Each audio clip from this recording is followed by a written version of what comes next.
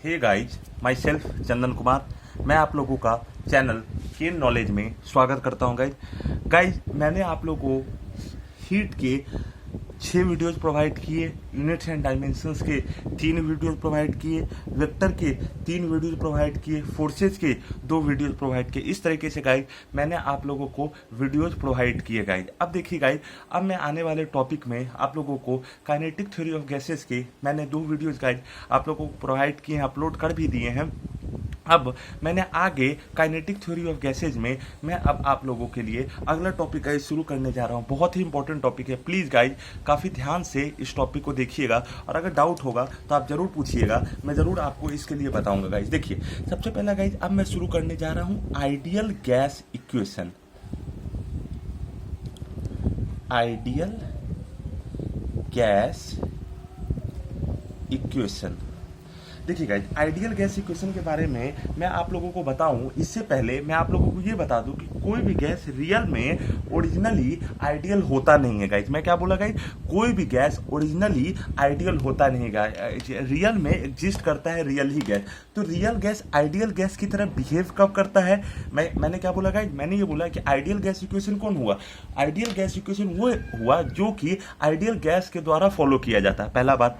दूसरा बात ये होगा गाइज कि ideal gas equation real in existence में गाइज रियल गैस एग्जिस्ट करता है गाइज, आइडियल गैस एग्जिस्ट नहीं करता है। लेकिन अगर रियल गैस को कोई अगर पर्टिकुलर कंडीशन दे दिया जाए तब वो आइडियल गैस की तरह बिहेव करना शुरू करता है। मैं क्या बोल रहा हूँ गाइज, रियल गैस भी आइडियल गैस की तरह बिहेव करना शुरू करता है जब उसे अगर कोई पर्टिकुलर कंडीशन दे दिया जाए तब वो आइडियल गैस की तरह बिहेव करता है। तो गाइज मैं अगला पॉइंट ये लिखता हूँ कि रियल गैस आइडियल गैस की तरह कब बिहेव करता है। तो गाइज मैं लिख रहा हूं real gas will behave like an ideal gas. Real gas will behave like an ideal gas. एक सेकंड गाइज, एक second.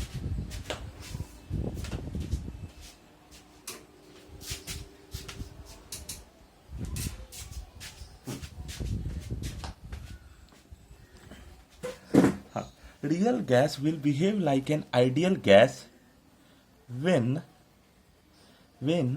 it is supplied at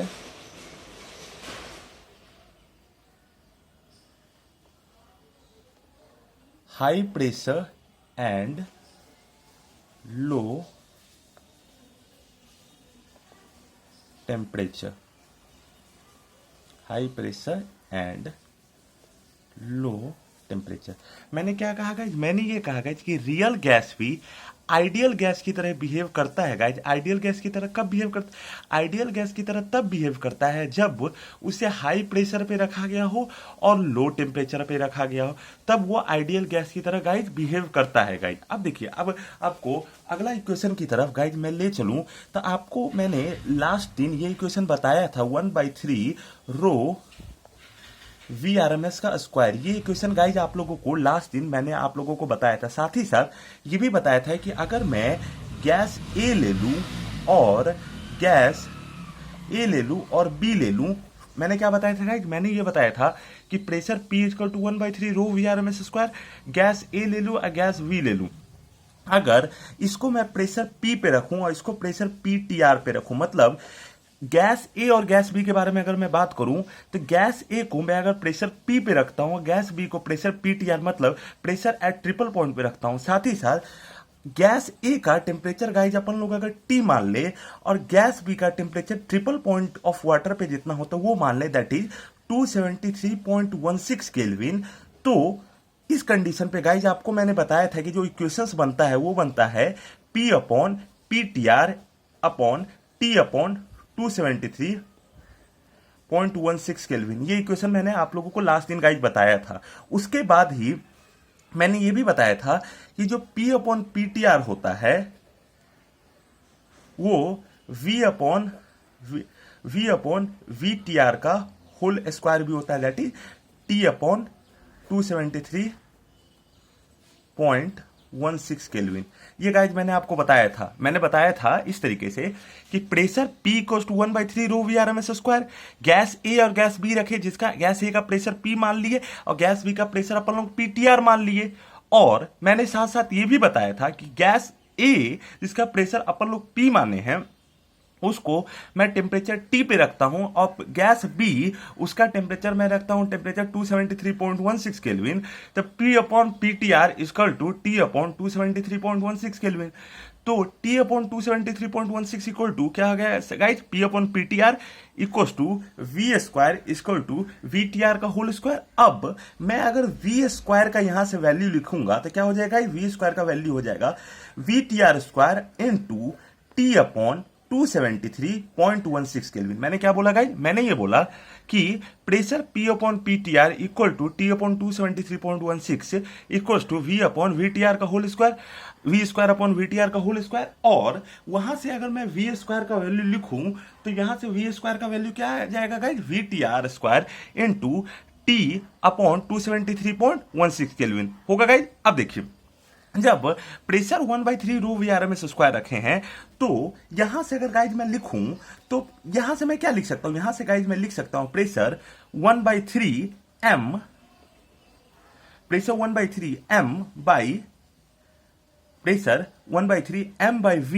V RMS का स्क्वायर। और यहां पे गाइज अपन लोग को जो वैल्यू मिला है V square equal to VTR square into T upon 273.16 ये मिला है VRMS स्क्वायर, ये मिला है। तो P का वैल्यू क्या हो जाएगा 1/3 M बाई V VRMS का होल स्क्वायर होगा। आप देखिए गाइज इसको मैं क्रॉस मल्टीप्लाई अगर मैं करूं तो यहां क्या होगा, PV equal to VRMS square, VRMS square 1/3 guys होगा ही, ठीक है 1/3 होगा ही, और M, ठीक है गाइज, और यहां पे गाइज M होगा। अब देखिए VRMS स्क्वायर हमें क्या मिला है, VTR square into T upon, ठीक है T अपॉन 273.16 केल्विन। अब देखिए गाइज अगर PV हुआ M, अब देखिए गाइज ये M जो है कैपिटल M ये क्या है, मास ऑफ गैस है। और जब हमें मास ऑफ गैस मिल गया गाइज तो मैं साथ ही साथ ये बात भी कर सकता हूं कि अगर उसमें N मॉलिक्यूल ऑफ गैस है, मान लीजिए गाइज उसमें N मॉलिक्यूल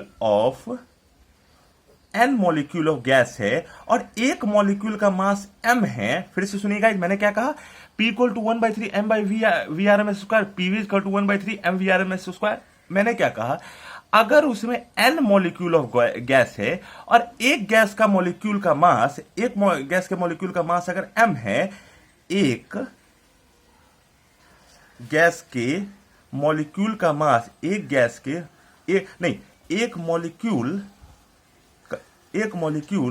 का मास, अगर एक मॉलिक्यूल का मास M है तो अगर मैं इसको जरा सा ध्यान से गाइज लिखूं तो PV equal to 1/3 M VRMS square को मैं क्या लिख सकता हूं गाइज, PV इक्वल टू 1/3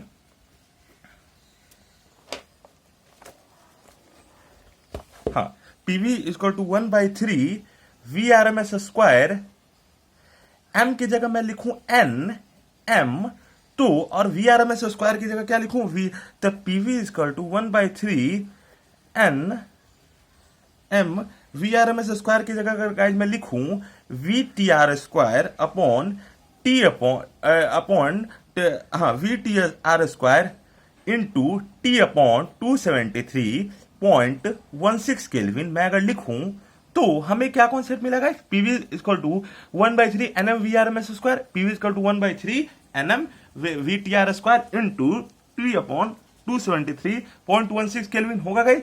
तो मैं क्या लिखूं, PV इक्वल टू N, ठीक है। अब इसको जरा सा गाइस ब्रैकेट में बंद करूं तो 1/3 M VTR square upon 273.16 kelvin into T। कैसे मैंने लिखा है फिर से मैं रिपीट कर दूं, PV equal to 1/3 NM VRMS square है और PV equal to 1/3 NM VTR square into T upon 273.16 kelvin, ठीक है गाइस।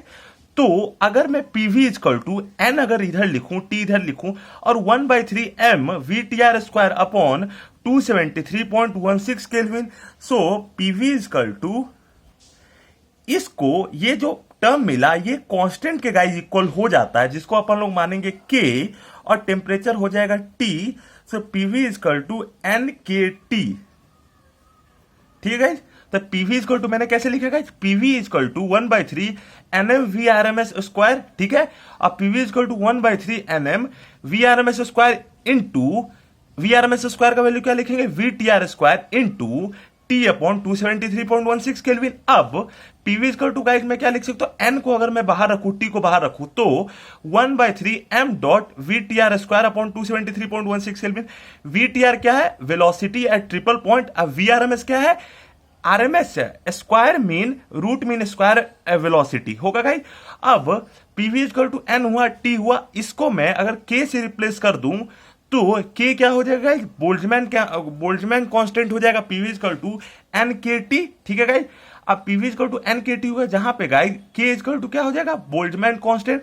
एन क्या है, टोटल नंबर ऑफ, एन क्या है, total number of molecules present in gas. T क्या है, टेम्परेचर। पी क्या है, प्रेशर। वी क्या है, वॉल्यूम। तो अगर मैं लिखूं कि कौन चीज क्या रिप्रेजेंट गाइस कर रहा है, तो मैं कैसे लिख सकता हूं, तो मैं लिख सकता हूं गाइस, ध्यान से देखिए, ध्यान से बस देखते जाइएगा गाइस। हाँ, जरा पेन मेरा नहीं चल रहा है, लेकिन चलिए मैं ब्लू ही से आपको बताता हूं। पीवी इजकल टू, तो इसको गाइस मैं जरा लिखूं तो पी क्या है गाइस, पी है प्रेशर। वी क्या है गाइस, वी है वॉल्यूम। एन क्या है, number of molecules present in, number of molecules present in gas. सही है गाइस। के क्या है, के है बोल्ट्जमैन कांस्टेंट, बोल्ट्जमैन कांस्टेंट। और टी क्या है गाइस, टी है टेम्परेचर। क्या है, टेम्परेचर। अब देखिए गाइस, मैं लिखना शुरू करूं। देखिए, अगर आपके पास कोई क्वांटिटी दिया हो, कोई भी फिजिकल क्वांटिटी दिया हो, तो आप उसका, यह संभव हो सकता है कि आप उसका डिफरेंट थर्मोडायनेमिक वेरिएबल का वैल्यू आप पता कर ले। फिर से मैं बोलूंगा, मैंने क्या बोला, मैंने गाइस ये बोला कि अगर आपके पास कोई फिजिकल क्वांटिटी दिया हो तो यह संभव हो सकता है कि, फिर सुनिएगा मैं क्या बोल रहा हूं, अगर आपके पास कोई फिजिकल क्वांटिटी दिया हो तो यह संभव हो सकता है कि आप उसका डिफरेंट थर्मोडायनेमिक वेरिएबल पता कर ले। डिफरेंट थर्मोडायनेमिक वेरिएबल क्या क्या हो सकते हैं, डिफरेंट थर्मोडायनेमिक वेरिएबल हो सकते हैं pressure, volume, temperature, number of मोल। मैंने क्या कहा गाइस, मैंने ये कहा कि अगर आपके पास कोई फिजिकल क्वांटिटी दिया हो तो हो सकता है आप उसका डिफरेंट थर्मोडायनेमिक वेरिएबल आप पता कर ले, P V T N M सब हो सकता है गाइस। ठीक है, अब देखिए गाइस, आप उसका क्या क्या पता कर सकते हैं, आप उसका पता कर सकते हैं pressure, volume, temperature, number of मोल, और उसका मास भी आप पता कर सकते हैं। लेकिन अगर आपके पास सिर्फ प्रेशर और वॉल्यूम पता चल जाए तो आप उसको ऑटोमेटिकली टेम्परेचर, नंबर ऑफ मोल और उसका मास आप ऑटोमेटिकली पता कर सकते हैं। फिर से मैं जो बोल रहा हूं गाइस, ध्यान से सुनिए। मैंने ये कहा कि अगर आपके पास कोई फिजिकल क्वांटिटी का आपके दिया हो तो आप उसका डिफरेंट थर्मोडायनेमिक वेरिएबल आप पता कर सकते हैं। क्या क्या डिफरेंट थर्मोडायनेमिक वेरिएबल पता कर सकते हैं, pressure, volume, temperature, number of mole, mass, और भी बहुत तरह के फिजिकल क्वांटिटी आप पता कर सकते हैं। लेकिन अगर आपके पास सिर्फ प्रेशर और वॉल्यूम ही दे दिया जाए तो आप उसका और जितना भी फिजिकल क्वांटिटी, थर्मोडायनेमिक वेरिएबल उसको आप जानना चाहते हैं, वो सारा चीज आपको ऑटोमेटिकली भी पता चल जाएगा। इसलिए प्रेशर और वॉल्यूम को अपन लोग क्या बोलते हैं, थर्मोडायनेमिक वेरिएबल कहते हैं। तो मैं इस पॉइंट को गाइस अपन लोग मेंशन करते हैं। तो क्या कर सकते हैं, if we have given any physical quantity, we can find its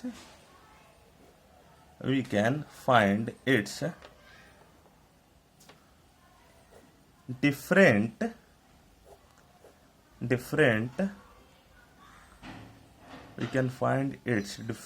thermodynamic variable, we can find its different thermodynamic variable. But if we know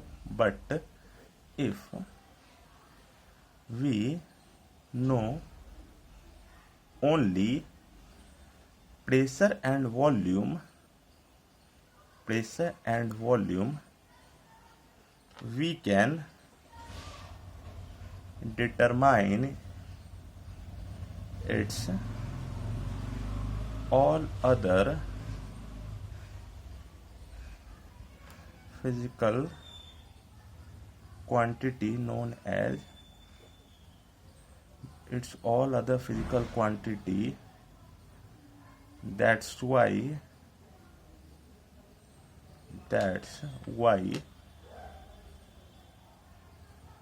it is known as thermodynamic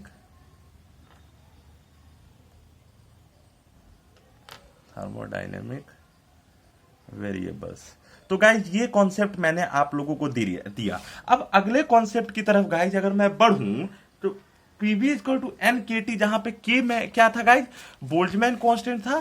तो अगले कॉन्सेप्ट की तरफ गाइज मैं बढ़ूं तो के का जो value होता है गाइज, जो बोल्ट्जमैन, वो होता है 1.381 इंटू 10⁻⁻23 जूल पर केल्विन। अब इसी का गाइज अपन लोग अगर डायमेंशन लिखे, मैं क्या लिखूं गाइज, इसका अगर मैं डायमेंशंस लिखूं तो देखिए गाइज, जूल क्या होता है, एनर्जी का यूनिट। एनर्जी क्या है, कैपेसिटी टू डू वर्क। अब वर्क क्या होता है, फोर्स इनटू डिस्प्लेसमेंट। अब फोर्स क्या होता है, mlt-2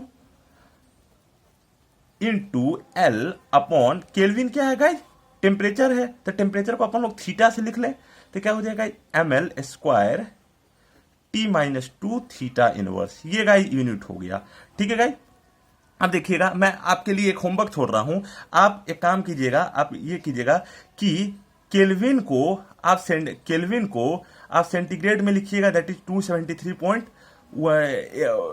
इसमें केल्विन को आप सेंटीग्रेड में कन्वर्ट कीजिएगा, वो लिखिएगा गाइज 273.15 डिग्री सेंटीग्रेड। ठीक है, या फिर हाँ ऐसे लिखिए guys 0 degree centigrade equal to 273.15 kelvin, वो कीजिएगा। और जूल में 1 कैलोरी इक्वल टू 4.186 जूल होता है, ये लिखिएगा। फिर इसका आप सीजीएस यूनिट में के का वैल्यू बताइएगा। ये मैं आपके लिए होमवर्क छोड़ रहा हूं। अब मैं आगे बढ़ता हूं। देखिएगा, पीवी इक्वल टू क्या होता है गाइज, एनकेटी होता है। अब मान लीजिए गाइज उस गैसेस में गाइज मान लीजिए Na आप जानते होंगे एवोगैड्रोज नंबर। अगर किसी गैस का अगर आप 1 मोल ले लेते हैं तो उसमें Na नंबर ऑफ मॉलिक्यूल्स थे। Na मतलब 6.022 इंटू 10⁻23 पार्टिकल्स। फिर से सुनिएगा, पीवी इक्वल टू अगर आपके पास NKT है और Na एवोगैड्रो नंबर जो है वो उसमें एवोगैड्रो नंबर ऑफ पार्टिकल्स है, मतलब 1 मोल नंबर ऑफ पार्टिकल्स है, तो Na का वैल्यू अपन लोग जानते हैं क्या होता है गाइज, Na का वैल्यू अपन लोग जानते हैं 6.022 इंटू 10⁻23 होता है। सही है गाइज। और अगर आपने गैसेस का 1 मोल लिया, मतलब Na नंबर ऑफ पार्टिकल्स लिया, तो गाइज क्या होगा, पीवी इक्वल टू जो फॉर्मूला हो जाएगा चेंज होके गाइज N इंटू NaKT होगा। तो PV equal to NKT, Na क्या होगा, Avogadro number of particles. Avogadro number of particles equals to 6.022 into 10⁻23। ठीक है, PV equal to N into NaKT होगा गाइज। अब देखिए Na जिसमें गाइज अपन लोग माने तो PV equal to Na into K, जिसमें Na का वैल्यू 6.022 इंटू 10⁻23, के का वैल्यू 1.38 इंटू 10⁻23। इस दोनों को अगर आप मल्टीप्लाई कीजिएगा तो आपको एक नया क्वांटिटी मिलेगा, जिसको अपन लोग कहते हैं आर से रिप्लेस करते हैं, मतलब आर से उसको रिप्रेजेंट करते हैं। और उस क्वांटिटी को गाइज अपन लोग कहते हैं यूनिवर्सल ग्रेविटेशनल कांस्टेंट, नहीं sorry guys, universal gas constant. ठीक है गाइस। अब देखिए पीवी इक्वल टू NRT है। अब देखिए अगर आर और यूनिवर्सल गैस कांस्टेंट को अपन लोग रिप्लेस करते हैं आर से। अब इसका गाइस 4 वैल्यू होता है। क्या होता है गाइस, 4 वैल्यू होता है। और इसका जो गाइस यूनिट होता है, इसका यूनिट किसके अकॉर्डिंग होता है कि आप पीवी और एनटी का यूनिट क्या रख सकते हैं। तो आर का अपन लोग अगर वैल्यू निकालेंगे क्या हो जाएगा, पीवी अपॉन एन टी। ठीक है गाइस। तो अगर मैं अगले क्वांटिटी की तरफ अगर मैं आपको ले चलूं, तो अगर आर का आपके पास 4 वैल्यू होता है, आर का 4 वैल्यू क्या होता है कि अगर क्या कीजिए मैं आपको बताता हूं कि अगर आप प्रेशर को एटीएम में लिखिए, एटमॉस्फेरिक यूनिट एटीएम लिखिए, वॉल्यूम को आप लीटर में लिखिए, और एन जो कि मोल है कि कितने नंबर ऑफ पार्टिकल्स प्रेजेंट है, उसको अपन लोग लिखते हैं मोल से, और इसको लिखते हैं केल्विन से। जब ये वैल्यू अगर आप पुट कीजिए, तब जो आर का वैल्यू आता है वो आता है 0.0821 ATM litre upon mole kelvin. ये होता है गाइस आर का वैल्यू। अब अगला तरफ कॉन्सेप्ट की तरफ मैं आपको ले जाता हूं। अगर इसी को अगर आप बार में लिखिए, किस में लिखिए गाइस, बार में लिखिए, तो क्या होगा, प्रेशर को आप बार में लीजिए और वॉल्यूम को अगर आप लीटर में लीजिए, और अमाउंट को अपन लोग अगर मोल में लें, और इसको अगर टेम्परेचर को मैं केल्विन में लूं, तब जो आर का वैल्यू हो जाएगा that is 0.0831 bar litre upon mole kelvin.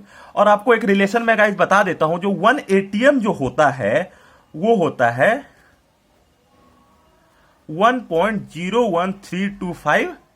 1 ATM जो होता है गाइस वो होता है 1.01.3, 1 एटीएम होता है 1.01325 बार।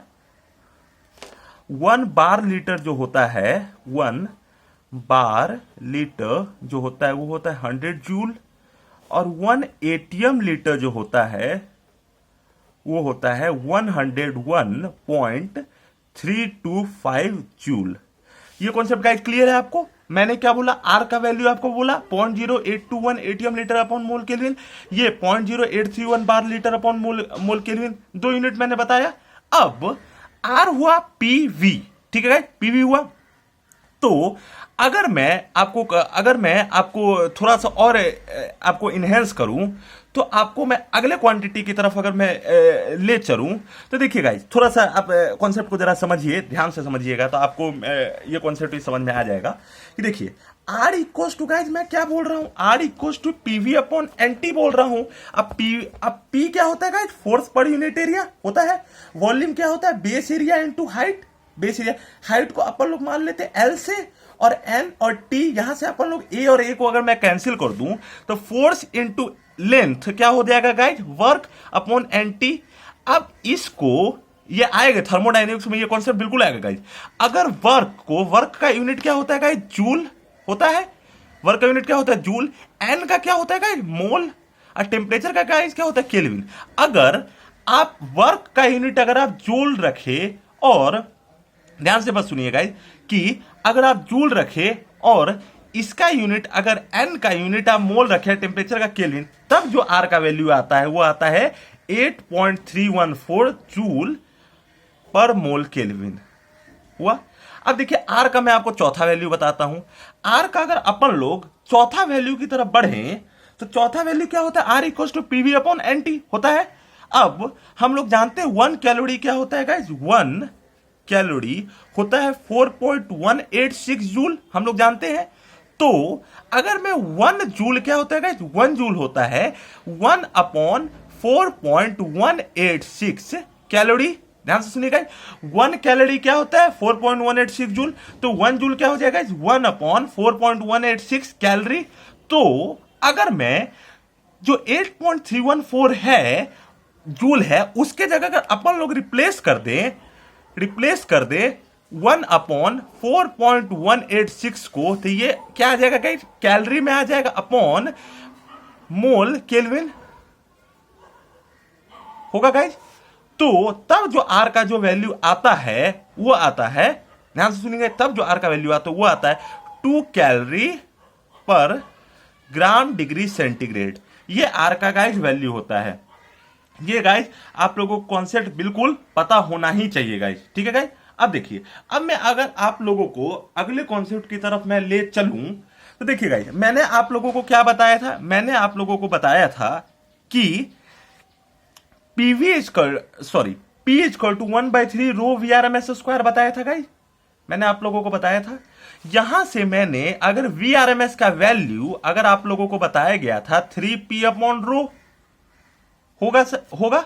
अब इसी को मैं थोड़ा सा और इनहेंस करूं तो अगला कॉन्सेप्ट गाइस जो हमें मिलेगा वो क्या मिलेगा, वो हम लोगों को ये मिलेगा कि हम लोग जब इसी का गाइस अगर हम लोग क्या निकालते हैं वीआरएमएस, अगर एक और वैल्यू इसका निकालना चाहे तो वो जो आता है गाइस वीआरएमएस जो आता है वो आता है √3RT अपॉन m,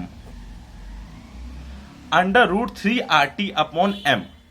ठीक है गाइस, अब 3RT अपॉन m कैसे आया, 3RT है गाइस, या 3KT अपॉन m, ये कैसे आया मैं आपको बता देता हूं। देखिए 3p अपॉन रो था।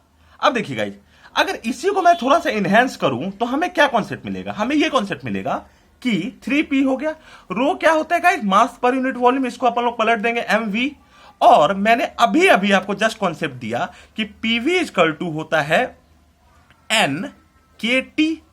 अगर सिंगल मोल के लिए मैं बात करूं तो पीवी को रिप्लेस अपन लोग कर सकते हैं केटी से, तो यहां से हम लोगों को ये डेरिवेशन गाइज मिलता है PV V R M S equal to √3KT upon m, ये गाइज हम लोग को डेरिवेशन मिलता है। ये कॉन्सेप्ट गाइज क्लियर है। अगर आप लोगों को ये कॉन्सेप्ट गाइज आप लोगों को समझ में आ रहा है तो इसमें मैं आप लोगों को एक अगला कॉन्सेप्ट की तरफ आप लोगों को बताऊंगा कि जरा गाइज ध्यान से सुनिएगा। हाँ सॉरी, हाँ अगला कॉन्सेप्ट की तरफ गाइज बताऊंगा। देखिए गाइज, हमने एक कॉन्सेप्ट होता है गाइज ब्राउनियन मोशन, क्या होता है guys Brownian motion. Brownian motion का गाइज कॉन्सेप्ट ये है कि ध्यान से देखिए गाइज, हम लोगों ने यह एज्यूम किया था, हम लोगों ने गाइज क्या एज्यूम किया था, या फिर ब्राउनियन, हाँ सुन लीजिए गाइज। देखिए हम लोगों ने जब काइनेटिक थ्योरी ऑफ गैसेज का जब हम लोगों ने स्टडी किया था तब मैंने आप लोगों को एक कॉन्सेप्ट बताया था कि हम लोग ये मान के चलेंगे कि जो गैसियस के पार्टिकल्स हैं, जो गैसियस, मान लीजिए गाइज मैं ऐसे अगर कंटेनर ले लूं और अगर मैं इसको चारों साइड से कवर कर दूं तो जो गैसियस के पार्टिकल्स है ऐसे क्या होंगे, infinite number of gaseous particles होंगे। और वहां पे मैंने एज्यूम आप लोगों को कराया था कि जो गैसियस पार्टिकल्स हैं वो एक दूसरे के बीच में उनका कोई इंटरैक्शन या अट्रैक्शन नहीं होता है, और अगर होता भी है तो कोलिजन के दौरान ही होता है, और वो कोलिजन इलास्टिक कोलिजन होता है गाइज, मैंने आप लोगों को बताया गया था।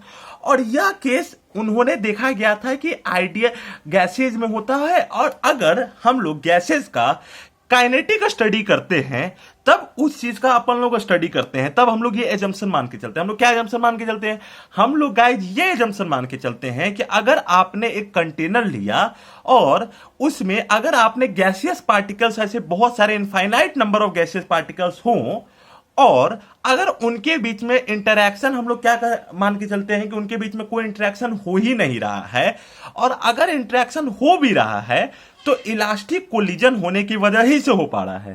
तो जब मैं अगले कॉन्सेप्ट की तरफ बढ़ूं तो ये चीज माना कब गया था, जब हम लोग गैस का काइनेटिक स्टडी की थे। लेकिन एक साइंटिस्ट थे रॉबर्ट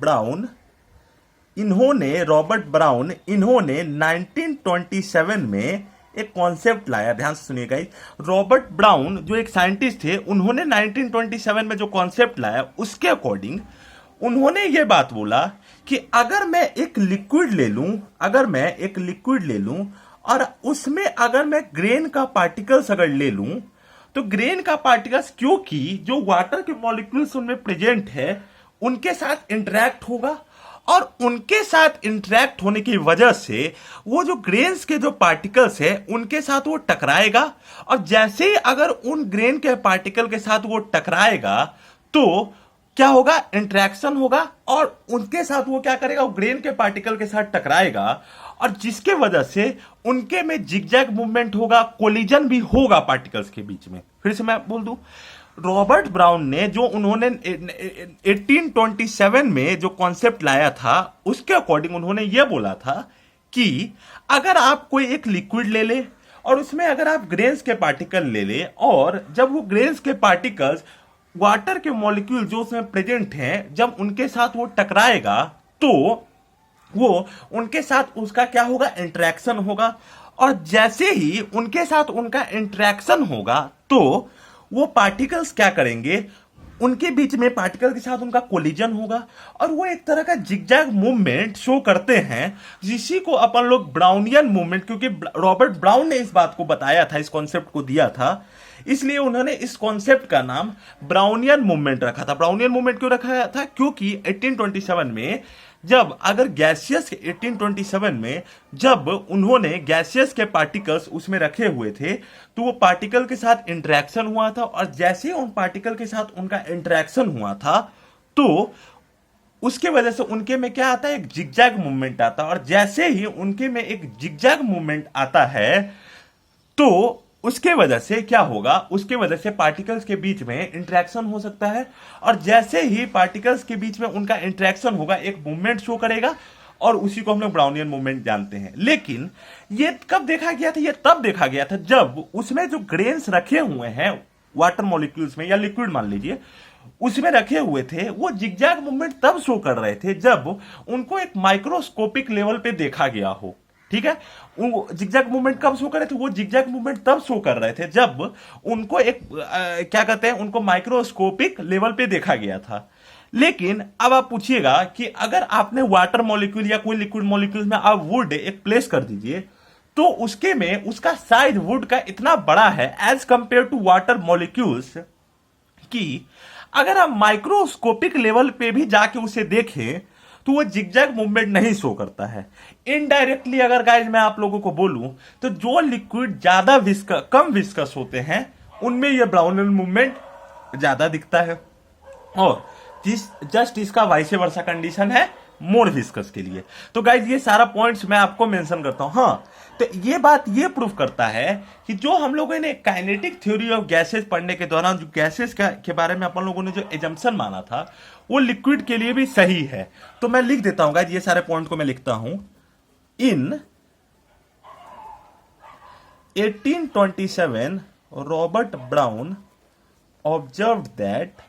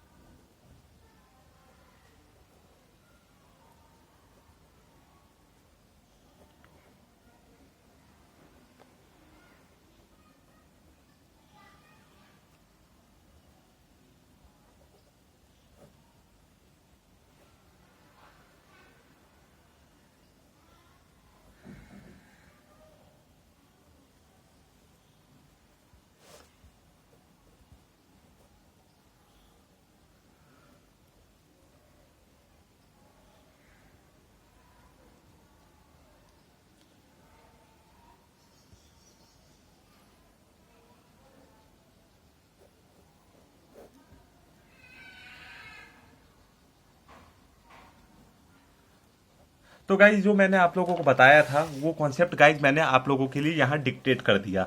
अब गाइज यहाँ पे मैं आप लोगों को एक अगले इसके कॉन्सेप्ट की तरफ ले चलूंगा। बहुत इंपॉर्टेंट कॉन्सेप्ट है, आप लोगों को जानना चाहिए। केमिस्ट्री में जब 12th में आप लोगों को पढ़ाया जाएगा लिक्विड सॉल्यूशन, तब इसमें इस कॉन्सेप्ट का बहुत ही जबरदस्त यूज होगा। मैं आप लोगों को जो कॉन्सेप्ट की तरफ ले जा रहा हूं वो ले जा रहा हूं इससे पहले गाइस समझ लीजिए एवेपोरेशन।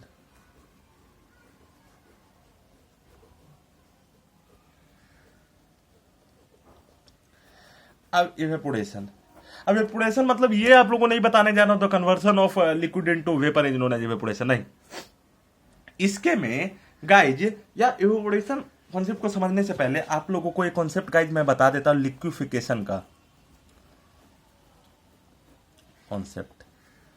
लिक्विफिकेशन ही के कॉन्सेप्ट में आप लोगों को मैं डिफरेंशिएट भी करूंगा वेपर और गैस के बीच में क्या डिफरेंस है, मैं आप लोगों को ये डिफरेंशिएट भी करूंगा। देखिए गाइस, अगर लिक्विफिकेशन कॉन्सेप्ट के बारे में अगर मैं आप लोगों को बताऊं तो ये चीज देखा गया है कि जब अगर कोई भी आप गैसेस को लेते हैं तो सुनिए, अगर आपने कोई भी गैस को लिया, सपोज इफ वी टेक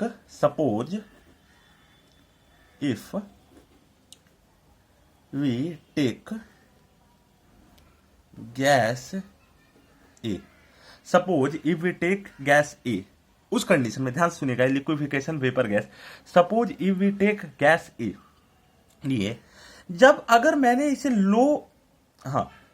जब उसे मैंने हाई प्रेशर और लो टेम्परेचर के बीच में रखा तो ये चीज हम लोगों ने ऑब्जर्व किया कि जो पार्टिकल्स या मॉलिक्यूल्स प्रेजेंट हैं, जो पार्टिकल्स या मॉलिक्यूल्स प्रेजेंट है गैसेज में, उनके बीच में कोई इंटरैक्शन, गैसेज में उनके बीच में कोई इंटरैक्शन नहीं हो रहा है, उनके बीच में कोई इंटरैक्शन नहीं हो रहा है।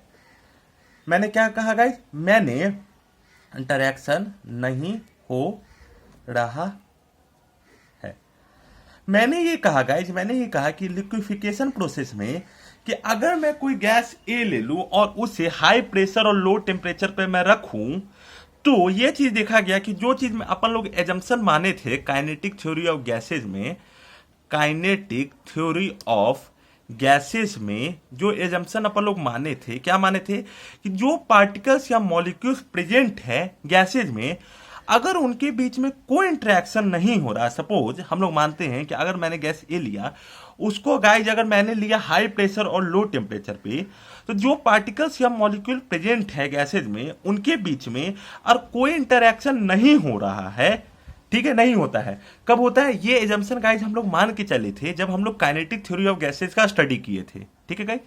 अब देखिए गाइज, मैं अगर आपको इसके अगले कॉन्सेप्ट की तरफ आपको फॉरवर्ड करूं तो हम लोगों को जो कॉन्सेप्ट मिलेगा वो ये मिला कि जब अगर मैं वही गैस ए को अगर मैं आपको वही गैस में ए को अगर थोड़ा सा मैं इसमें वेरिएशन और करूं तो आप लोगों को जो मैं अगला कॉन्सेप्ट बताऊंगा कि अगर मैं प्रेशर को घटाना शुरू कर दूं और टेम्परेचर को गाइज बढ़ाना शुरू कर दूं, तो प्रेशर को अगर मैं घटाना शुरू कर दूं, टेम्परेचर को बढ़ाना शुरू कर दूं, तो एक सीमा के बाद, एक लिमिट के बाद जो पार्टिकल्स और मॉलिक्यूल जिनके बीच में कोई इंटरेक्शन हो ही नहीं रहा था, जिसके वजह से वो गैसेस में थे, उनके बीच में इंटरेक्शन होने लगेगा। मैं क्या बोला, मैं फिर से बोल दूंगा, मैंने ये कहा कि सपोज अगर मैं गैस ए लिया, उसको मैं रखता हूं हाई प्रेशर और लो टेम्परेचर पे रखा मैंने गाइस, मैंने आप लोग को ये बोला कि जो पार्टिकल्स या मॉलिक्यूल्स जो प्रेजेंट हैं उनके बीच में अगर कोई इंटरेक्शन हो ही नहीं रहा था, उनके बीच में अगर कोई इंटरेक्शन हो ही नहीं रहा था, तब हो सकता है उसी की वजह से वो गैसेस में रहा होगा। लेकिन अगर आपने गैस ए माना और अगर उसी गैस को अगर मैंने कोई स्पेसिफिक कंडीशन दिया, that is pressure come, pressure low और टेम्परेचर अधिक रखा, तो उनके बीच में देखा गया कि इंटरेक्शन हो रहा है। और जैसे ही मैं कह रहा हूं उनके बीच में इंटरेक्शन हो रहा है, उनका जो गैसेज में थे वो लिक्विड में कन्वर्ट होना शुरू हो जाएंगे। और जो टेम्परेचर, जो लिमिट ऑफ टेम्परेचर जिसके बाद गैसियस पार्टिकल के बीच में इंटरेक्शन शुरू हो जाता है, उस टेम्परेचर को अपन लोग क्या बोलते हैं? Critical temperature. Critical temperature of gas क्या बोलते हैं? उसको मैं क्या कहता हूं? Critical temperature. तो the temperature of gas after which the temperature of gas after which the temperature of gas after the temperature of gas after which the interaction starts between the interaction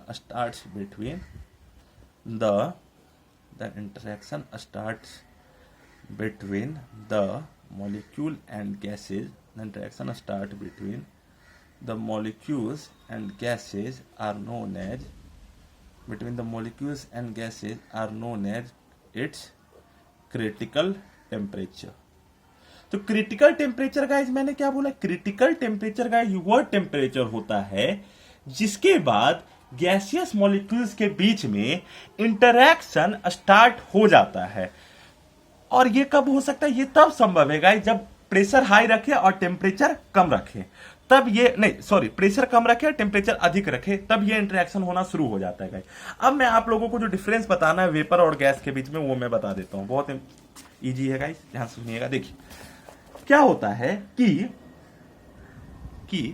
सुनिए क्या होता है guys कि अगर मैं क्या करूं वाटर के लिए, क्योंकि वाटर एक यूनिवर्सल सॉल्वेंट होता है, सभी को इसको जानते हैं, इसलिए मैं वाटर ही के लिए शुरू करता हूं। देखिएगा वाटर के लिए अगर जब मैं टेम्परेचर रखूं 374.1 डिग्री सेंटीग्रेड, ध्यान से सुनिएगा, वाटर के लिए जब हम लोग वाटर के लिए जब अगर 374.1 डिग्री सेंटीग्रेड अगर मैं टेम्परेचर वाटर का क्या रखूं इससे टेम्परेचर वाटर का अगर मैं इससे कम रखूं, तब जब तक मैं प्रेशर बढ़ाऊंगा, जब तक मैं प्रेशर घटाऊंगा और टेम्परेचर बढ़ाऊंगा, तब तक इसका लिक्विफिकेशन संभव है।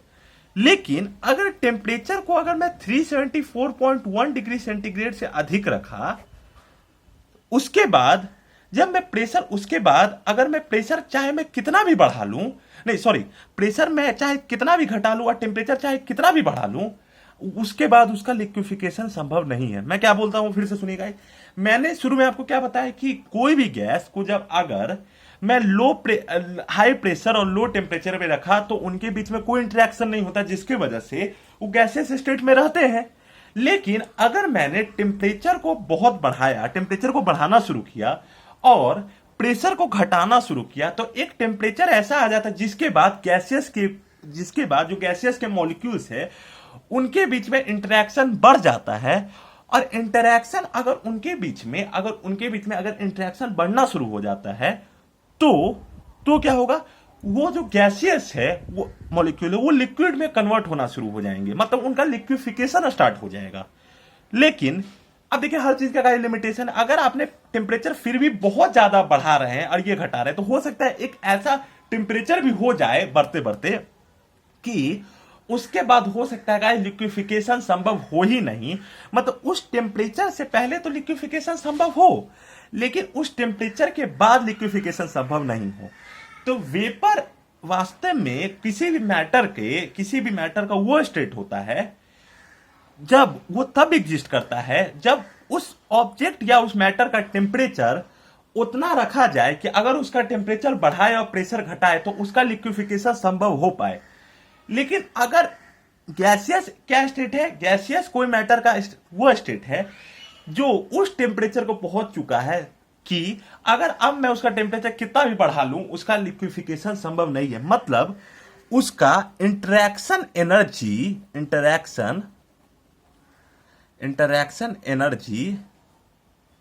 नहीं, कितना भी बढ़ा लूं ये नहीं संभव है गाइस। तो ये गाइस होता है, ठीक है। तो ये टेम्परेचर हुआ, तो मैं लिख देता हूं गाइस कि vapour is defined as the state of matter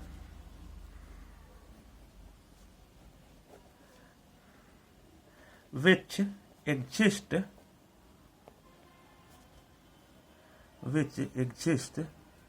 below a particular temperature at which below a particular temperature at below a particular temperature at which its liquefaction is possible at which its liquefaction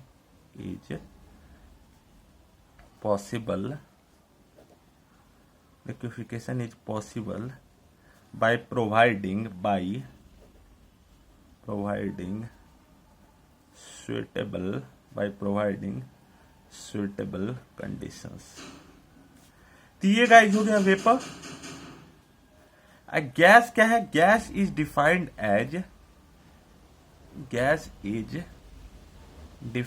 as the state of matter. Gas is defined as the state of matter which exist above a particular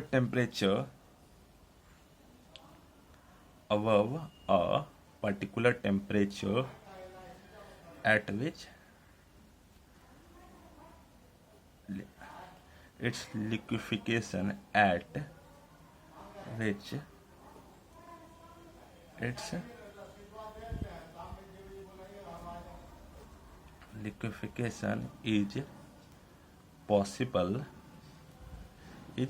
not possible. तो guys ये मैंने आप लोगों को बताया इसके बीच में difference. इसमें interaction energy tending to zero हो जाएगा। इंटरैक्शन एनर्जी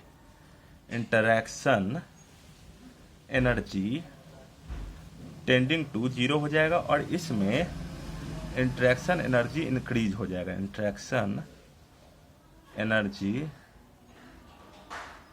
इंक्रीज हो जाएगा गाइस। तो ये गाइस कॉन्सेप्ट होता है। ये गाइस कॉन्सेप्ट बहुत इंपॉर्टेंट कॉन्सेप्ट है जो मैंने आप लोगों को बताया। अब गाइस मैं आप लोगों को अब अगले कॉन्सेप्ट की तरफ अगर ले चलूं तो हम लोगों को जो अगला कॉन्सेप्ट गाइस मिलेगा बहुत इंपॉर्टेंट कॉन्सेप्ट है कि मैं आप लोगों को एक लेके चल रहा हूं मैक्सवेल डिस्ट्रीब्यूशन ऑफ, या मैक्सवेल डिस्ट्रीब्यूशन से पहले गाइस मैं आप लोगों को ले चलूं इवेपोरेशन की तरफ। तो इवेपोरेशन क्या होता है गाइस? ध्यान से सुनिए गाइस। इवेपोरेशन ये होता है गाइस कि अगर आपको ध्यान से समझना हो गाइस तो मैं 3 एग्जांपल लूंगा। 3 एग्जांपल में क्या लूंगा या फिर 3 मैं सिचुएशन क्रिएट करूंगा कि अगर मैं ऐसा 3 बीकर ले लूं और इसके बीच में अगर लिक्विड ले लूं, एक को मैं क्या कर दूं, एक को मैं ओपन लिड से बंद कर दूं, एक को मैं ऐसे जार में बंद कर दूं, एक को मैं ओपन स्पेस में रख दूं। इसको मैंने क्या किया, लेड से कवर कर दिया। इसको गाइज मैंने क्या किया, जार से कवर कर दिया, ठीक है। और इसको मैंने क्या किया, ओपन स्पेस में रखा गया। तो अगर कुछ समय के बाद इसमें तीनों में अगर अपन लोग लिक्विड रखे और सब में एक ही लिक्विड रखे, लिक्विड ए और एक लिक्विड ए, क्या कहा मैंने ये कहा कि अगर मैं एक बीकर ले लूं, उसमें अगर गाइज मैं क्या कर दूं, लिक्विड रख दूं, लिक्विड को गाइज मैं करूं क्या, लेड से कवर कर दूं, लिक्विड को इवेपोरेशन जार में इवेपोरेशन को अगर समझना है गाइज तो मैं क्या करूं, मैंने ये कहा कि आप लिक्विड ले लो, लिक्विड में लेने के बाद तीनों में सेम लिक्विड रख दो ताकि विस्कोसिटी का मैटर ही नहीं रहे। लिक्विड में एक को कवर कर दो लेड से, दूसरे को कवर कर दो जार से और तीसरे को कर दो ओपन स्पेस से आप कवर कर दो। कुछ समय के बाद देखा जाएगा इसमें जो मॉलिक्यूल्स प्रेजेंट थे वो काफी कम मूव करेंगे, मतलब जितने पहले थे उतने रहेंगे। इसमें थोड़ा ज्यादा, इसमें सबसे ज्यादा। अब देखिएगा इसमें क्या हुआ, इसमें यह हुआ कि जब अगर इसे आपने कवर करके ये तीनों कंडीशन दे के अगर जब आपने इसे छोड़ा तो यह देखा गया होगा कि जो मॉलिक्यूल्स इनके बीच में जब कोलिजन हुआ होगा तो जो मॉलिक्यूल जिसके पास सबसे ज्यादा एनर्जी है वो सबसे टॉप के सरफेस पे जाके बैठ गए होंगे या फिर ये कर रहे होंगे, और जैसे ही अगर उन्हें एक्सटर्नल कंडीशन मिला वो टॉप के सरफेस आके एस्केप कर गए होंगे गाइस। फिर से मैं क्या बोल रहा हूं, ध्यान से सुनिए। जब मैंने ये तीनों कंडीशन दिया जिसमें एक को मैंने लिड से कवर किया, दूसरे को मैंने जार से कवर किया और एक को मैंने ओपन स्पेस में रखा, जैसे ही लिड को, जार को और एक को मैंने ओपन स्पेस में रखा, और जब अगर कुछ टाइम के बाद मैंने ऑब्जर्व किया, तो मैंने यह चीज गाइस देखा कि सबसे कम मॉलिक्यूल्स जो प्रेजेंट थे वो ओपन में थे, जो ओपन में थे, उससे ज्यादा मॉलिक्यूल्स थे जब वो जार में थे, और उससे ज्यादा मॉलिक्यूल्स इसमें थे। वो ऐसा इसलिए हुआ गाइस कि जब ये मॉलिक्यूल्स को छोड़ा गया तो इनके पास कुछ ना कुछ ये आपस में कोलाइड किए होंगे। आपस में कोलाइड करने के बाद के साथ ही जो मॉलिक्यूल जिनके पास सबसे ज्यादा एनर्जी वो टॉप के सरफेस पे जाके सेटल हो गए होंगे, और जो मॉलिक्यूल जिनके पास सबसे ज्यादा एनर्जी है वो टॉप के सरफेस पे जाके सेटल हो गए होंगे। और जैसे ही अगर उन्हें कोई एक्सटर्नल कंडीशन मिला, और जब उन्हें मूव करने का मौका मिला तो वो मूव कर गए। अब सवाल ये उठता है कि इस केस में सबसे ज्यादा मूव क्यों किए? इसलिए किए कि जब इन्हें एक ओपन स्पेस में रखा गया तो अब इन्वायरमेंट में जो ये वेपर है वो तो मतलब एक अनसैचुरेटेड फॉर्म में है, मतलब वो जितना चाहे कवर कर सकता है, जितना चाहे वो एक्सेप्ट कर सकता है। इन्वायरमेंट जो है में जो वेपर है, जो एटमॉस्फेयर मिल रहा है, वो इसमें जो वाटर मॉलिक्यूल में या स्पीकर में जो वेपर है उसके मुकाबले तो इनफाइनाइटली बड़ा है। इन्हें इसलिए इसे मूव करने के लिए काफी ज्यादा स्पेस मिला। साथ ही साथ अगर इवेपोरेशन में अगर क्या होगा गाइस, साथ ही साथ आप ध्यान से सुनिए, क्या होगा कि अगर इसमें क्या हुआ, इसको भी मूव करने के लिए जगह मिला, लेकिन अगर आपने इसे एक जार से कवर कर दिया तो हो सकता है उसे मूव करने के लिए उतना जगह नहीं मिल पाए। जैसे अगर यहां पे ये रखे तो ये मॉलिक्यूल्स कुछ समय के बाद हो सकते हैं कि उसमें जो मॉलिक्यूल्स प्रेजेंट है वो एक दूसरे के साथ टकराते होंगे। जैसे ही टकराते होंगे, जिनके पास सबसे ज्यादा एनर्जी है वो टॉप के सरफेस पे जाके सेटल हो जाता होगा, और जैसे ही टॉप के सरफेस पे जाके सेटल हो जाएगा उसे एक पर्टिकुलर कंडीशन मिल जाएगा, और पर्टिकुलर कंडीशन मिलते ही अगर इसका रेट ऑफ कंडेंसेशन जैसे ही रेट ऑफ इवेपोरेशन के इक्वल हुआ, जैसे ही रेट ऑफ कंडेंसेशन अगर रेट ऑफ इवेपोरेशन के इक्वल हुआ, तो उस कंडीशन पे ये जो टॉप के मॉलिक्यूल्स है वो मूव करना शुरू कर गए। इस कंडीशन पे गाइस क्या हुआ, इस कंडीशन पे ये हुआ कि अगर आपने एक बीकर में लिक्विड रख दिया और उसको अगर आपने एक जार से कवर किया या लेड से कवर किया, जो भी आप मान लीजिए, तो जैसे ही अगर आपने उसे एक लेड से कवर किया, आपने ये ऑब्जर्व किया कि इसमें जो मॉलिक्यूल्स इसमें जो रखे हुए हैं, ध्यान से सुनिएगा, बहुत इंपॉर्टेंट कॉन्सेप्ट मैं बता रहा हूं, जो इसमें लिड जो ऊपर रखे हुए हैं, इनमें भी rate of condensation rate of evaporation के इक्वल ही रह गया, और इसको उतना ओपन स्पेस भी नहीं मिल पाया कि ये मूव कर सके। तो इसलिए इसमें मॉलिक्यूल लगभग सेम रह गए। तो इवेपोरेशन क्या है? इवेपोरेशन क्या है? Evaporation is the process at which evaporation is the process at which the molecules of the liquid which is present at the top, the molecules of the liquid which is present at the top, which is present at the top, which is present at the top escapes if provide suitable condition। तो ये guys concept होता है evaporation का। अब मैं अगर आप लोगों को अगले कॉन्सेप्ट की गाइस तरफ ले चलूं या अगले कंडीशन बताऊं, अगर इसी को आपने एयर में ब्लो करना शुरू कर दिया तो हो सकता है ये, अब देखिए एयर में आपने ब्लो करना शुरू किया तो रेट ऑफ कंडेंसेशन क्या हुआ गाइस, एयर में ब्लो करना शुरू किया तो इसमें क्या होगा, रेट ऑफ कंडेंसेशन क्या हुआ होगा, रेट ऑफ इवेपोरेशन से कम हो गया, इवेपोरेट, क्योंकि उन्हें एनर्जी एक्स्ट्रा मिल गया। तो मॉलिक्यूल जिनके पास कोलिजन की वजह से एक्स्ट्रा एनर्जी था, उन्हें क्या हुआ, उन्हें और एक्स्ट्रा एनर्जी मिल गया, तो टॉप पे जो मॉलिक्यूल्स है वो और ज्यादा सेटल हुए और उन्हें एक एक्स्ट्रा स्पेस मिल ही रहा है, तो वो मॉलिक्यूल जो टॉप पे जो थे उनका नंबर ऑफ मॉलिक्यूल्स क्या होंगे, ज्यादा एस्केप करेंगे। तो यही वजह होता है। मैंने क्या बोला, मैंने ये बोला कि अगर आपने एक्सटर्नली इसे क्या कर दिया, विंड को क्या करना शुरू कर दिया, ब्लो करना शुरू किया, जैसे ही अगर आपने इसे विंड को अगर आपने ब्लो करना शुरू किया, मतलब या फूकना शुरू किया, तो हो सकता है जैसे ही आपने अगर विंड को ब्लो करना शुरू किया तो हो सकता है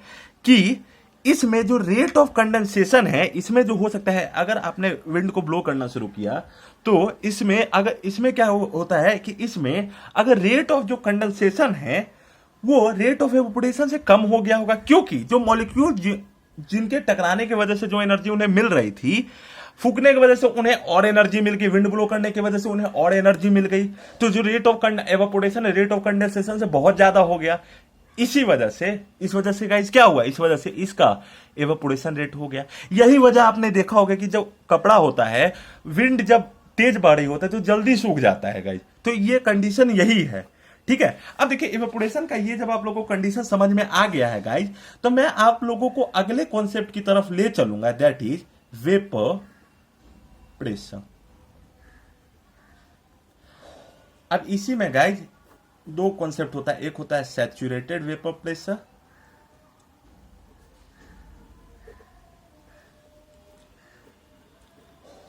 एक होता है saturated vapour pressure, saturated vapour pressure, एक होता है अनसैचुरेटेड वेपर प्रेशर।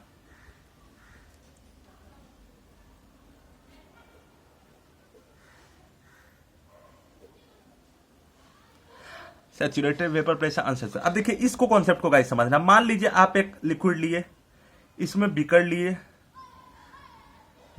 इसको आपने लिड से कवर कर दिया,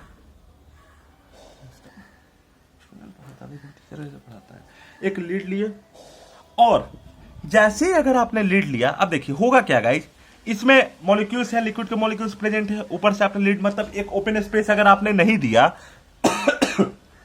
तो जो मॉलिक्यूल्स हैं उन्हें मूव करने के लिए बहुत ज्यादा स्पेस नहीं मिला। अब देखिए गाइस हो सकता है, अब देखिए गाइस इसमें क्या हुआ होगा कि इसमें जो मॉलिक्यूल्स हैं आपस में कोलिजन की वजह से इनके मॉलिक्यूल्स टॉप पे आए, एस्केप किए, तो इनका गाइस शुरू क्या हुआ, एवेपोरेशन शुरू हो गया। अब जो मॉलिक्यूल्स जो एनवायरनमेंट में प्रेजेंट है वो भी उन्हें टेम्परेचर कम मिला, वो क्या करना शुरू किए, वो कंडेंसेट करना शुरू किए, मतलब उनका क्या गाइस शुरू हो गया, कंडेंसेशन शुरू हो गया। ध्यान से सुनिए गाइस, मैं फिर से बोलता हूं, मैंने ये कहा कि अगर इवेपोरेशन हुआ गाइस, क्या हुआ, इवेपोरेशन हुआ, तो अगर आपने एक बीकर लिया, उसमें गाइस क्या हुआ, लेड को कवर कर दिया, उसमें जो वाटर मॉलिक्यूल्स, उसमें बीकर लिया, उसमें लेड को कवर कर दिया, लेड को कवर करने के बाद क्या हुआ, ये जो मॉलिक्यूल्स है वो एस्केप करना गाइस शुरू किए। जैसे ही गाइस उसमें मॉलिक्यूल्स अगर उसमें एस्केप करना शुरू किए, इवेपोरेशन हुआ, वाटर वेपर इसमें था, तो इसका क्या शुरू हो गया, कंडेंसेशन शुरू हुआ। अब लिड को अगर मैं हटा के थोड़ा सा अगर मैं वेपर और रखा इसमें इंजेक्ट कर दूं, तो इसमें गाइस क्या होगा, कंडेंसेशन का रेट ऑफ कंडेंसेशन जो होगा वो ग्रेटर होगा किससे होगा guys, rate of condensation greater होगा रेट ऑफ इवेपोरेशन के, रेट ऑफ कंडेंसेशन होगा रेट ऑफ इवेपोरेशन। क्या फिर से गाइस थोड़ा सा मैं आपको और एक्सप्लेन करता हूं, सुनिए शुरू से मैं एक्सप्लेन करता हूं। आपने एक बीकर लिया, उसमें आपने लिक्विड मॉलिक्यूल्स रख दिया, ऊपर आपने लिड रखा, लिड से आपने कवर कर दिया, तो उसे एक ओपन एनवायरनमेंट नहीं मिला, तो जो एक इनफाइनाइट सोर्स ऑफ वेपर मिल रहा था वो उसे नहीं मिला। जैसे अगर उसमें इनफाइनाइट सोर्स ऑफ वेपर नहीं मिला, लिक्विड के मॉलिक्यूल्स आपस में टकराए, आपस में टकराने की वजह से वो लिक्विड मॉलिक्यूल्स टॉप पे पहुंचे। जैसे वो लिक्विड मॉलिक्यूल्स टॉप पे पहुंचे, उसकी वजह से गाइस क्या हुआ, वो लिक्विड मॉलिक्यूल्स टॉप पे पहुंचे। जैसे वो लिक्विड मॉलिक्यूल्स टॉप पे पहुंचे, उनका इवेपोरेशन शुरू हुआ। इवेपोरेशन अगर उन लिक्विड मॉलिक्यूल्स का हुआ होगा, तो जो वेपर ऑलरेडी प्रेजेंट है उनका क्या शुरू हुआ होगा, उनका कंडेंसेशन शुरू हुआ होगा। जैसे अगर उनका कंडेंसेशन शुरू हुआ होगा, तो एक टाइम एक ऐसा कंडेंसेशन शुरू हुआ। अब मैं लिड को हटा के थोड़ा वेपर और इंजेक्ट कर देता हूं। जैसे मैं लिड को हटा के थोड़ा सा वेपर और इंजेक्ट किया, रेट ऑफ कंडेंसेशन फास्टर हुआ रेट ऑफ इवेपोरेशन के। तो एक ऐसा टाइम गाइस आया होगा कि जो rate of condensation equal to rate of evaporation हो गया होगा। ठीक है गाइस, उस टाइम पे उस वेपर का भी कुछ ना कुछ तो प्रेशर हुआ होगा। उसी टर्म को गाइस अपन लोग कहते हैं वेपर प्रेशर। वो वेपर प्रेशर वेपर ही का प्रेशर होता है, लेकिन वो टाइम जिसमें rate of condensation rate of evaporation के इक्वल हो जाता है। अब अगर मैंने वेपर और इंजेक्ट करना शुरू किया, तो एक ऐसा टाइम आया होगा, वेपर और इंजेक्ट करना शुरू हुआ, रेट ऑफ कंडेंसेशन डिक्रीज बढ़ना शुरू हुआ, रेट ऑफ इवेपोरेशन डिक्रीज हुआ, रेट ऑफ कंडेंसेशन बढ़ना शुरू हुआ, रेट ऑफ इवेपोरेशन डिक्रीज हुआ। तब तक जो प्रेशर रहा, जब तक उसमें वेपर और आ सकता था, वेपर ही का, वो हुआ अनसैचुरेटेड वेपर प्रेशर। अब मैंने और अगर वेपर इंजेक्ट किया तब रेट ऑफ कंडेंसेशन डिक्रीज होते गया और रेट ऑफ इवेपोरेशन बढ़ते गया। उस टाइम पे जो वेपर प्रेशर हुआ वो हुआ, क्या हुआ, सैचुरेटेड वेपर प्रेशर। तो ये गाइस पूरा कॉन्सेप्ट होता है वेपर प्रेशर का। वेपर प्रेशर मैंने क्या कहा, वेपर प्रेशर मैंने ये कहा कि अगर आपने एक बीकर ले लीजिए, बीकर में आप लिक्विड मॉलिक्यूल्स रख दिए, लिक्विड मॉलिक्यूल्स रखने के साथ ही उसमें क्या हुआ, लिक्विड मॉलिक्यूल्स रखने के साथ ही उसको आप लिड से कवर कर दीजिए। जैसे ही अगर मैंने उसे लिड से कवर किया तो वाटर मॉलिक्यूल्स वहां से एस्केप करना शुरू किए। जैसे ही वाटर मॉलिक्यूल्स उसके साथ एस्केप करना शुरू किए, तो हो सकता है जैसे ही वाटर मॉलिक्यूल उसके साथ करना क्या शुरू किए, एस्केप करना शुरू किए। जैसे ही वाटर मॉलिक्यूल्स अगर उसके साथ एस्केप करना शुरू किए तो उसका एवेपोरेशन के साथ कंडेंसेशन भी हुआ। तो वो टाइम जिसमें rate of condensation greater than rate of evaporation था, अब मैंने उसमें वेपर थोड़ा बाहर से इंजेक्ट किया। जैसे ही उसमें से अगर मैंने वेपर बाहर से इंजेक्ट किया तो एक ऐसा टाइम हुआ होगा जिसमें rate of condensation equal to rate of evaporation रहा होगा, और उस टाइम पे जो वेपर का प्रेशर रहा होगा वही उसी को अपन लोग कहेंगे वेपर प्रेशर। अब मैंने और उसमें वेपर इंजेक्ट करना शुरू किया। इंजेक्ट करने के साथ ही जब उसमें से मैंने वेपर प्रेशर उसमें क्या हुआ, इंजेक्ट मैंने किया, तो उस टाइम पे क्या हुआ गाइस, रेट ऑफ कंडेंसेशन और रेट ऑफ एवेपोरेशन के बीच में रेट ऑफ कंडेंसेशन कम होना शुरू किया और रेट ऑफ एवेपोरेशन बढ़ना शुरू किया। लेकिन तब भी उसमें और वेपर आ सकता है, लेकिन एक टाइम ऐसा आएगा कि उसमें और वेपर आ ही नहीं सकता है, वो ब्लास्ट कर सकता है। तो उस टाइम पे मतलब वो सैचुरेशन लेवल के टॉप पे पहुंच जाएगा, तो उसको हम लोग क्या कहते हैं, अनसैचुरेटेड वेपर रहता है। Unsaturated vapour pressure, saturated vapour pressure मैंने आपको बताया। अब देखिए गाइस, मैं आपको अगले इसी को अगर मैं लिखूं तो वेपर प्रेशर वास्तव में क्या है, vapour pressure is actually the pressure of vapour, vapour pressure is actually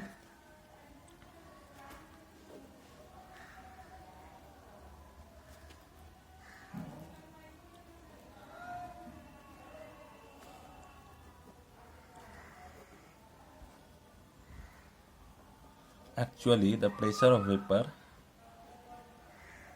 at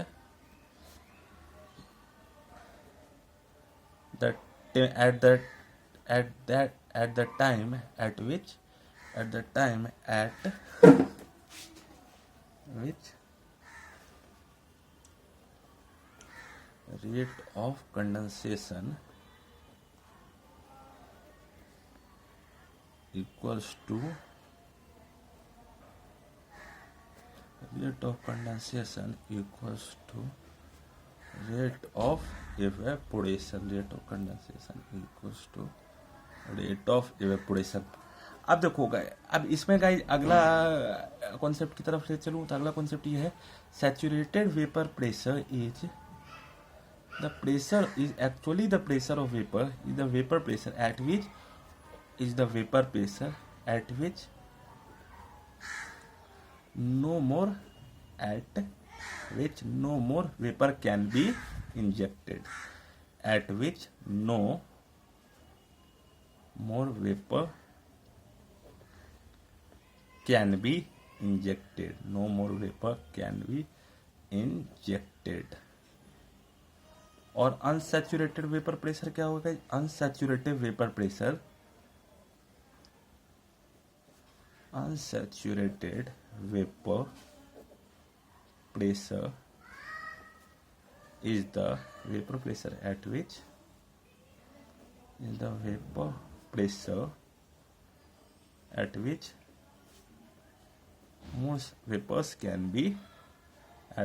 more vapors can be injected। ठीक है गाइस, तो ये गाइस कॉन्सेप्ट आप लोगों ने बताया, मैंने बताया सैचुरेटेड वेपर प्रेशर। अब गाइस मैं आप लोगों को एक कॉन्सेप्ट बताता हूं ह्यूमिडिटी का। ह्यूमिडिटी का गाइस अगर आप लोगों को कॉन्सेप्ट समझना होगा गाइस, तो ह्यूमिडिटी का गाइस कॉन्सेप्ट ये है कि amount of water vapour present in air, water vapour जो एयर में प्रेजेंट है उसी को गाइस अपन लोग कहते हैं ह्यूमिडिटी कहते हैं। ह्यूमिडिटी गाइस क्या हुआ, ह्यूमिडिटी क्या, ह्यूमिडिटी है the amount of water vapour, humidity the amount of water vapor present in air is known as humidity। तो ये गाइज मैंने आप लोगों को ह्यूमिडिटी का कॉन्सेप्ट दिया। अब गाइज मैं आप लोगों को एक कॉन्सेप्ट, बहुत ही इंपॉर्टेंट कॉन्सेप्ट है, रिलेटिव ह्यूमिडिटी।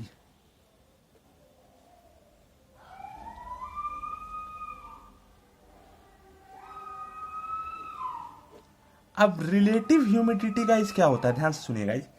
ह्यूमिडिटी बोल दिया, the amount of water. Relative humidity देखिए गाइज, आपने पढ़ा होगा relative density. Relative density guys क्या है, density of that substance upon density of water at 4 degree centigrade. आपने पढ़ा होगा ये चीज, आपने क्या पढ़ा होगा, रिलेटिव डेंसिटी क्या है, density of the object upon density of water at 4 degree centigrade. Relative humidity क्या है गाइज, रिलेटिव ह्यूमिडिटी है कि जो अमाउंट ऑफ वाटर वेपर जो प्रेजेंट है, ध्यान से सुनिएगा, मैं फिर से आपको बोलता हूं, रिलेटिव ह्यूमिडिटी में आपने एक रिलेटिव डेंसिटी पढ़ा होगा, density of object upon density of water at 4 degree centigrade. तो अब मैं अगला कॉन्सेप्ट की तरफ गाइज अगर मैं ले चलूं, तो अगला कॉन्सेप्ट गाइज क्या है, बहुत इंपॉर्टेंट कॉन्सेप्ट है कि रिलेटिव डेंसिटी पे अगर मैं बात करूं तो एक ऐसा टेम्परेचर, नहीं सॉरी, ये रिलेटिव ह्यूमिडिटी वास्तव में क्या है, रेशियो है amount of water vapour present in the atmosphere, ठीक है, और and amount of water vapour required to saturate that amount. मैंने क्या कहा गाइस, मैंने ये कहा कि amount of water present in the atmosphere upon amount of water vapour required to saturate that atmosphere, उसको गाइज हम लोग कहते हैं रिलेटिव ह्यूमिडिटी। ठीक है गाइज, अब देखिए, अब इसी को गाइज मैं अगर जरा सा लिखूं तो रिलेटिव ह्यूमिडिटी गाइज मैंने क्या कहा, मैंने आप लोगों को कहा जो रिलेटिव ह्यूमिडिटी होता है guys amount of water vapour present in atmosphere, amount of water vapour present in atmosphere, amount of water vapor present in atmosphere upon amount of water vapor present in atmosphere upon amount of water vapor required to saturate the atmosphere, required to saturate the atmosphere। अब देखिए guys, ऐसी को अगर guys कोई percentage में बोलेगा तो कुछ मत करो, 100 से गुना कर दो, ठीक है। अब देखिए गाइज, रिलेटिव ह्यूमिडिटी गाइज क्या है, amount of water vapour present in the atmosphere upon amount of water vapour required to saturate the atmosphere, ठीक है। अब देखिए, परसेंटेज रिलेटिव ह्यूमिडिटी को अगर थोड़ा सा और मुझे क्वालिटेटिवली समझना हो तो कैसे मैं समझ सकता हूं गाइज, कि आप गाइज एयर में मान लीजिए कोई भी एयर का अगर आपके पास रिलेटिव ह्यूमिडिटी 0.6 दिया हो, मतलब इसके पास इसका 60% जो एटमॉस्फेयर है उसका 60% ये सैचुरेट हो चुका है। 60% ये क्या गाइस क्या हो चुका है, ये सैचुरेट हो चुका है। अब इसको 40% 60% ये वाटर वेपर से सैचुरेट हो चुका है, मतलब इसमें 60% वाटर वेपर से ये सैचुरेट हो चुका है, मतलब 60% वाटर वेपर से ये भर चुका है। 60% वाटर वेपर इसने स्टेबिलिटी ला चुका है, 60% स्टेबिलिटी। अब इसका 40% जो वाटर वेपर है, 40% जो इसका वाटर वेपर है, ये और एक्सेप्ट 40% वाटर वेपर और 40% वाटर वेपर और ये एक्सेप्ट कर सकता है, ठीक है। रिलेटिव ह्यूमिडिटी 0.6 है, मतलब 60% ये सैचुरेट हो चुका है। अब 40% वाटर वेपर और ये एक्सेप्ट कर सकता है गाइस। तो ये गाइस कॉन्सेप्ट होता है रिलेटिव ह्यूमिडिटी का। अब गाइस अगर मैं ये कॉन्सेप्ट अगर आप लोगों को क्लियर है तो मैं अगर आप लोगों को अगले कॉन्सेप्ट की तरफ ले चलूं, बहुत ही इंपॉर्टेंट कॉन्सेप्ट है गाइस, आप लोगों को जानना भी चाहिए, आप लोग जानते भी ऐसे पहले से होंगे। जो ट्रिपल पॉइंट ऑफ वाटर का गाइस कॉन्सेप्ट है, किसका गाइस कॉन्सेप्ट है, triple point of water. Triple point, यार सिर्फ ट्रिपल पॉइंट होता है, फिर मैं आता हूं ट्रिपल पॉइंट ऑफ वाटर पे भी। देखिए, किसी भी मैटर का ट्रिपल पॉइंट वह टेम्परेचर होता है जिसमें वो अपने सॉलिड स्टेट, लिक्विड स्टेट या फिर सॉलिड स्टेट, लिक्विड स्टेट और गैसियस स्टेट, या फिर सॉलिड फेज, लिक्विड फेज और गैसियस फेज, तीनों के साथ वो इक्विलिब्रियम में रहता है। वो पॉइंट जिस पे आता है उसको अपन लोग कहते हैं ट्रिपल पॉइंट। मैं फिर से क्या बोल दूं, ट्रिपल पॉइंट वास्तव में वह टेम्परेचर होता है, वह पॉइंट होता है, वह टेम्परेचर होता है, वह बिंदु होता है जिस पे उसका सॉलिड फेज, लिक्विड फेज और वह गैसियस फेज तीनों के साथ वो थर्मली, केमिकली, जो क्वालिटेटिवली, फिजिकली इक्विलिब्रियम में एग्जिस्ट करता है, उसको अपन लोग क्या कहते हैं, ट्रिपल पॉइंट। तो मैं यहां पे गाइड मेंशन आपको कर देता हूं। Triple point is defined as the temperature, triple point is defined as the triple point is defined as the temperature at which its solid phase, liquid phase and its gaseous phase both are in, and its gaseous phase both are in, and its gaseous phase both are in, both are in thermally equilibrium state, both are in thermally equilibrium state। तो triple point क्या होता है guys, triple point वास्तव में वो temperature है जिस पे उसका सॉलिड फेज, लिक्विड फेज और इसका गैसियस फेज तीनों एक दूसरे के साथ थर्मली इक्विलिब्रियम स्टेट में एग्जिस्ट करता है, उसी को गाइस अपन लोग कहते हैं ट्रिपल पॉइंट। समझ में आया गाइस, ये होता है ट्रिपल पॉइंट। अब गाइस ट्रिपल पॉइंट ऑफ मैं वाटर और ट्रिपल पॉइंट ऑफ CO2 की तरफ मैं आपको ले चलूंगा। देखिए गाइस, ट्रिपल पॉइंट ऑफ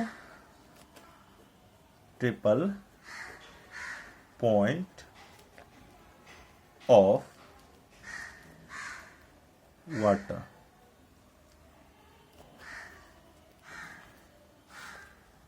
और ट्रिपल पॉइंट ऑफ वाटर और ट्रिपल पॉइंट ऑफ CO2। देखिए ट्रिपल पॉइंट ऑफ वाटर का अगर मैं गाइस डायग्राम बनाऊं तो कुछ ऐसा होता है, ऐसा हुआ।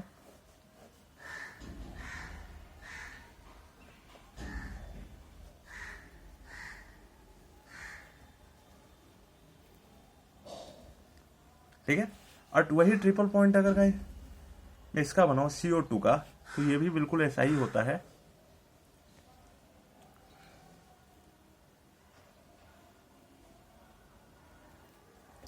अब ये गाइस होता है सॉलिड फेज, ये होता है लिक्विड फेज, ये आता है गैसियस फेज,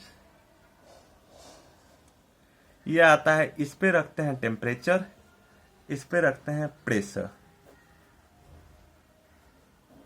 ये जो होता है गाइस ये आता है 27, प्रेशर जो होता है वो होता है 4.88 mm ऑफ Hg, और ये जो टेम्परेचर जिस पे ये ट्रिपल पॉइंट एग्जिस्ट करता है दैट इज ये होता है 273.16 kelvin, that is 0.01 degree centigrade, that is 32.018 degree Fahrenheit. तो ये गाइस होता है, आता है किससे 4.88, नहीं सॉरी थोड़ा सा मैं गलत बोल दिया, 4.58 mm ऑफ Hg। ठीक है, तो ट्रिपल पॉइंट ऑफ CO2। और अगर मैं गाइस इसका बात करूं ट्रिपल पॉइंट ऑफ CO2, और अगर मैं ट्रिपल पॉइंट इसका बात करूं तो यहां पे भी ये सॉलिड फेज, ये गाइस होता है किस पे है, ये लिक्विड फेज, ये आता है गैसियस फेज। अब इसका टेम्परेचर शायद मुझे थोड़ा सा ध्यान में नहीं है गाइस, क्योंकि मैं गलत नहीं बताता हूं, तो टेम्परेचर आप एक बार देख लीजिएगा। मैं आपको प्रेशर बता देता हूं। प्रेशर ये जिस प्रेशर पे आता है वो आता है 5.11 mm ऑफ Hg पे आता है, ये आता है टेम्परेचर। अब देखिएगा इस पॉइंट को अगर मैं P मान लू, ये एग्जिस्ट करूं PA PB, ये जो लाइन होगा ना इसको कहते हैं guys solid liquid transition line, solid liquid transition line, solid liquid transition line. ये PA, इस लाइन को कहते हैं guys liquid gaseous transition line, liquid gaseous transition, gaseous transition line, liquid gaseous transition line. और इस लाइन को जो अपन लोग कहते हैं, इस लाइन को अपन लोग कहते हैं, क्या कहता हूं मैं, थोड़ा सा मैं भूल रहा हूं, हाँ, PC, solid gaseous transition line, solid gaseous transition line. यही केस गाइज इसमें भी CO2 में भी होता है। ये टेम्परेचर और जो पॉइंट P, दोनों में जो पॉइंट P पे जो टेम्परेचर होता है, टेम्परेचर एट पॉइंट P, उसी को गाइज इसका कहते हैं ट्रिपल पॉइंट ऑफ, इसी को गाइज इसका कहते हैं ट्रिपल पॉइंट। तो ये गाइज मैंने आपको डायग्राम बताया ट्रिपल पॉइंट ऑफ वाटर और इसका ट्रिपल पॉइंट। तो ये गाइज मैंने आप लोगों को कॉन्सेप्ट ये चीज दिया, ठीक है गाइज। अब सुनिए, आज का लेक्चर मैं यही एंड कर रहा हूं। काइनेटिक थ्योरी ऑफ गैसेज मेरे अकॉर्डिंग आप लोगों का खत्म हो चुका है, ठीक है। फिर भी आप लोगों को अगर कहीं डाउट होगा तो आप कमेंट बॉक्स में जरूर लिखिए, मैं क्वेश्चंस के लिए इसके लिए जरूर वीडियो लाऊंगा। अगर फिर भी डाउट होता है तो आप लोग मुझे कमेंट बॉक्स में लिखिए। Thank you, have a good day.